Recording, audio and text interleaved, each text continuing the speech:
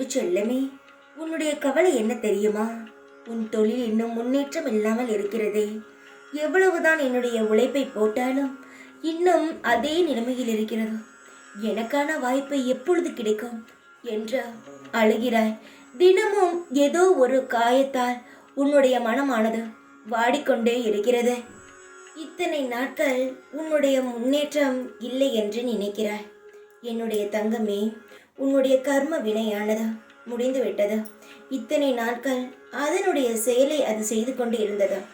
இந்த நொடி முதல் உன்னுடைய கர்ம வினையானது முடிந்து விட்டது. இனில் நான் போட்டு வைத்திருக்கும் அமோகமான திட்டமானது நடக்க இருக்கிறது.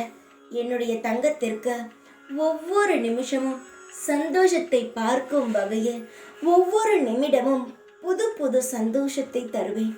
இதுவரை சந்தோஷத்தையே பார்க்காமல் ஏங்கி எப்பொழுது என்னுடைய வாழ்க்கை முன்னேறும் என்று ஆசையுடன் என்னிடம் கேட்டாயோ, அதன்படியே நீ கேட்டதை விட இதுதான் வாழ்க்கை, இப்படித்தான் வாழ ஆசைப்பட்டேன் என்று நீயே உன் வாயால் சொல்லும் வகையில் உன் வாழ்க்கையை நான் சிறப்பாக அமைத்து தர இருக்கிறேன்.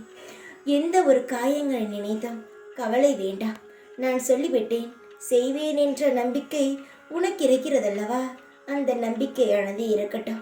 சீக்கிரத்தில் உன்னுடைய வசந்த காலத்தை பார்ப்பாய். தைரியமாக இரு. எப்பொழுதும் உன் கூடவே இருப்பேன் நான். அடுத்து என்ன செய்ய போகிறோம் என்று தெரியாமல் தவித்து கொண்டு இருக்கிறாயா? பயமாக இருக்கிறதா?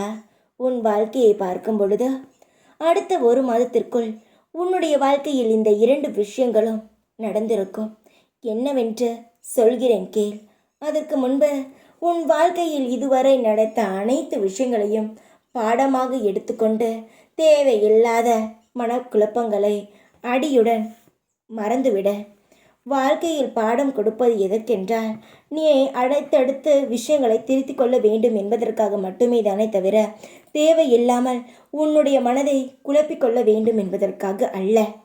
உன் வாழ்க்கையில் அடுத்து நிரந்தரமான வேலை கிடைக்கும். உன்னுடைய எதிர்பார்த்த செல்வங்களும் உன்னுடைய வீடு முழுவதும் தேவையான அனைத்து விஷயங்களும் உனக்கு கிடைக்கும். உன் வாழ்க்கையில் அனைத்தையும் நீயாகவே உன்னுடைய வருமானத்தில் உயர்த்துவாய். ஒருவனுக்கு எதை கொடுத்தாலும் சந்தோஷம் இருக்காது. ஆனால் ஒருவனுக்கு தன்னுடைய வருமானத்தில் 1 ரூபா கொடுத்தால் கூட அவன் மனம் நிறைந்ததாக இருக்கும். அதுபோலத்தான் உன் வாழ்க்கையில் இத்தனை நாள் எல்லோரும் அசிங்கப்படுத்தினார்கள். இனி அப்படியெல்லாம் இல்லாமல் சந்தோஷப்படுத்தும் வகையில் உன் வாழ்க்கையில் நிறைந்த சந்தோஷங்களும் ஐஸ்வர்யங்களும் இருக்கும். அடுத்த 1 மாதத்திற்குள் இந்த 2 விஷயங்கள் நடக்கும். என்னிடம் வந்து நீ நன்றி சொல்வாய். நீ கவலைப்படாமல் இரு, பயப்படாமல் இரு. அடுத்தடுத்து என்ன நடக்கும் என்று யோசித்து கொண்டே இருந்தால் பயம்தான் அதிகமாகுமே தவிர சந்தோஷமானது வராது. அதனால் அந்தந்த நொடி என்ன நடக்கிறதோ அதை நினைத்து சந்தோஷமாக வாழ. எல்லாமே சந்தோஷமாக கிடைக்கும். தைரியமாக இரு. எப்பொழுதும் உன் கூடவே இருப்பேன் நான். ஓம் சாய்ராம்.